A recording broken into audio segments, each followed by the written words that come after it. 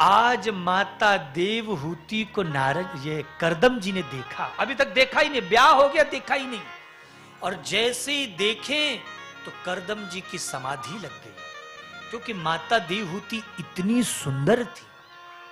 हम जब किसी संसार के सुंदर स्त्री या पुरुष को देखते हैं तो मोहित हो जाते हैं और क्या कहते हैं, देखो यार ये कितना सुंदर है या ये कितनी सुंदर है। लेकिन वैष्णव भक्त जब किसी सुंदर स्त्री पुरुष को देखते हैं तो पता उनके मन में क्या भाव आता है, अरे ये कितनी सुंदर है, अरे ये इतनी सुंदर है तो विचार करो हमारी राधा रानी कितनी सुंदर होंगी, ये इतना सुंदर है तो हमारे ठाकुर जी कितने सुंदर होंगे, ये भाव जागृत होता है। तो समाधि लग गई ठाकुरानी पर, ऐसा मन लगा। कितने साल की समाधि लगी? 60 साल की। 60 साल बाद जब समाधि खुली तो बगल में देखा एक बूढ़ी सी महिला बैठी हुई है। देवहूति माता बूढ़ी हो गई, लेकिन धन्य है माता देवहूति। आजकल के कलयुग की नारी होती तुरंत पापा को फोन करती, पापा जल्दी आओ गाड़ी लेकर के निकलना है यहां से। लेकिन धन्य है पतिव्रता, हमारी ये जो भारतीय संस्कृति है यहां पे पतिव्रता नारी की बड़ी महिमा गाई गई है। तो 60 साल कभी फल तोड़कर खा लेती, कभी पत्ते तोड़कर खा लेती, कभी जल पी करके दिन निकाल देती, कभी घास फूस खा लेती। ऐसे अभी अभी विवाह हुआ और ऐसे 60 साल बिता दिए माता देवहूति ने। 60 साल बाद जब करदम जी की समाधि खुली, देखा बूढ़ी औरत बैठी बगल में, कौन भाई? देवहूति ने सोचा हमारे पतिदेव हम ही को भूल गए। बोले याद करो 60 साल पहले एक राजा आए थे, उन्होंने अपनी बेटी का विवाह किया था। हाँ हाँ हाँ हाँ थोड़ा थोड़ा याद आ रहा है। अच्छा तो तुम ही हो? बोले हाँ जी मैं ही हूं। बोले अपने पिता के यहां नहीं गई? बोले आपको बताए बगैर कैसे जा सकती थी? करदम जी प्रसन्न हो गए, तुरंत तप के बल से एक सरोवर तैयार किया। उस सरोवर में जैसी माता देवहूति ने डुबकी लगाई तो माता देवहूति 16 वर्ष की हो गई, करदम जी 18 वर्ष के हो गए। एक दिव्य विमान था, उस विमान से विचरण करते रहे यत्र तत्र सर्वत्र। भागवत के अनुसार सबसे पहले महाराज करदम ऋषि की 9 कन्याएं हुई। कितनी कन्याएं हुई? 9 कन्याएं हुई। और ये 9 कन्याएं महाराज सब बड़े बड़े ऋषियों के यहां ब्याही गई। सबसे बड़ी का नाम है अनुसुईया। माता अनुसुईया का नाम सुना है आपने? हमारे चित्रकूट में आश्रम है अनुसुईया माता का। कौन कौन गया चित्रकूट? बस चित्रकूट में माता अनुसुईया का बड़ा सुंदर आश्रम है। अब कभी आना तो अनुसुईया आश्रम जरूर जाना। वहां पे पता है ये जो आपके 3 देवता है ना, ब्रह्मा विष्णु महेश, वहां पे पालने में झूल रहे हैं। ऐसी महिमा है, पतिव्रता नारी की शक्ति ऐसी होती है कि त्रिदेव जो जगत के स्वामी हैं, माता अनुसुईया ने उन्हें बालक बना दिया। दूसरी है अरुंधति, जिनका विवाह गुरुदेव वशिष्ठ के साथ हुआ, जिनके महाराज जो राम जी के पुरोहित हैं। ऐसी 9 कन्याएं हुई। 9 की 9 कन्याएं सब बड़े बड़े ऋषियों के यहां ब्याही गई और सब महाराज अपने जीवन काल में सब आनंदित हैं। जब 9 कन्याएं हो गई महाराज, तो उसके पश्चात 10वीं संतान के रूप में स्वयं हमारे यहाँ भगवान कपिल प्रकट होते हैं। बोलिए कपिल भगवान की जय हो। भगवान कपिल जब प्रकट हुए तो करदम जी तो चले गए। देवहूति बोली क्यों जा रहे मुझे छोड़ के, मेरा क्या होगा? तो करदम जी बोले जो तेरा बेटा है वो कोई और नहीं, स्वयं भगवान है, यही तुम्हें ज्ञान देगा। तो एक दिन माता देवहूति भगवान कपिल को सुंदर स्थान पर बैठा करके और हाथ जोड़ करके प्रार्थना करते हुए स्तुति करती हैं। ये भागवत का पहला संवाद है। माता देवहूति का क्या प्रश्न है जरा आप भी ध्यान से सुनो।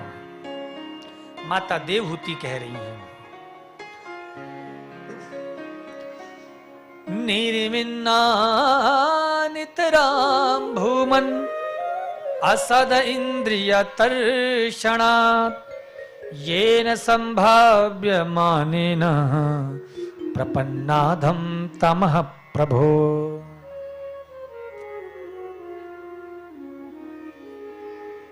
प्रभु मेरी स्थिति बड़ी खराब है, बहुत खराब है। निर्विन्ना नितराम भूमन असद इंद्रिया तर्षणा, ये इंद्रियों से मेरी विरक्ति नहीं हो रही है।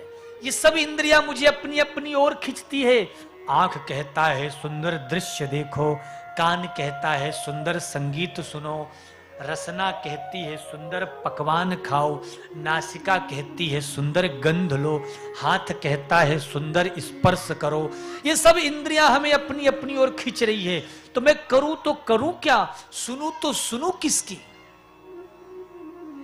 दूसरा, ये बंधन क्या है, ये बंधन किसे कहा गया है? तीसरा, ये मन बड़ा भटकता है, ये मन को स्थिर कैसे करें? इतना सुन करके भगवान कपिल प्रसन्न हो गए। मां, आप स्वयं ज्ञानी हो, सब जानती हो, फिर भी जो मैंने जाना है वो आपको बताता हूं। योगी आध्यात्मिक पुंसाम मतो निःश्रेयसाय में अत्यंतो परतिर्यत्र दुःखस्य च सुखस्य च। योग आध्यात्मिक पुंसा, ये सभी इंद्रियां हमारी बड़ी खतरनाक हैं, बड़ी कठोर हैं, इनसे जीतना असंभव है, लेकिन इनसे जीता जा सकता है। मतो निःश्रेयसाय, कैसे? बोले जो इंद्रिय हमें अपनी ओर खींचे उसे भगवान की ओर मोड़ दो। क्या करो? ढोकला खाने का मन कर रहा है, क्या करोगे? पहले ठाकुर जी को भोग लगाओ, और जब हमने बिहारी जी को भोग लगा दिया तो उस अन्न से दोष चला गया। एक पड़ोसन के घर एक स्त्री गई, बहन तेरे घर में क्या बन रहा है? उसने जवाब दिया, मेरे घर में खाना बन रहा है। दूसरे पड़ोसन के घर पहुंची, बहन तेरे घर में क्या बन रहा है? उसने जवाब दिया, मेरे घर में ठाकुर जी की प्रसादी बन रही है। उसके यहां भी खीर पूड़ी, इसके यहां भी खीर पूड़ी, लेकिन एक है जो अपना अपना परिवार का पेट भर रही है, और एक जो आए हुए अतिथि को भी भोजन कराती है, जो महाराज भिक्षुक को, संत साधु की भी सेवा करती है, जो ठाकुर जी का भी भोग लगाती है, और फिर परिवार को भी पोषित करती है। तो फर्क आया कि नहीं आया?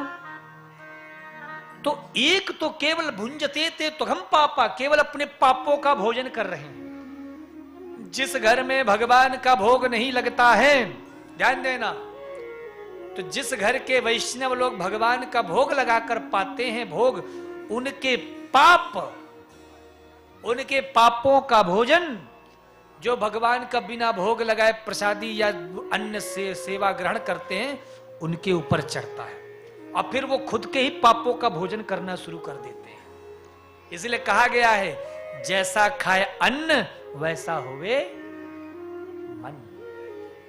इसलिए भोजन के समय बहुत सात्विक दृष्टि के साथ भोजन करना चाहिए। पर क्षमा करना, मैंने आजकल बहुत से घरों में देखा है जहां पतिदेव डाइनिंग में आकर के और दाल भात खाना शुरू किए, धर्म पत्नी जी बगल में बैठ करके, और जितना भी कूड़ा कचड़ा है सब महाराज मुख के द्वारा बोलना शुरू कर देते हैं। आज तेरी माँ ने मुझे ऐसा ऐसा कहा, तेरी बहन मुझे आज ये कह रही थी, आज फलाने के पड़ोसी से ये झगड़ा हो गया।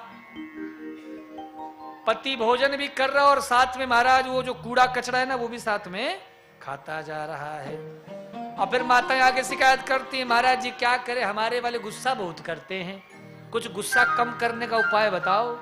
अब उनको कौन समझाए कि तुम्ही ने तो ये सब खिलाया है भोजन के समय। इसलिए महाराज भोजन प्रसादी बहुत शांति के साथ, प्रेम के साथ पाना चाहिए, और ऐसी वस्तुओं का सेवन नहीं करना चाहिए जो हम भगवान को भोग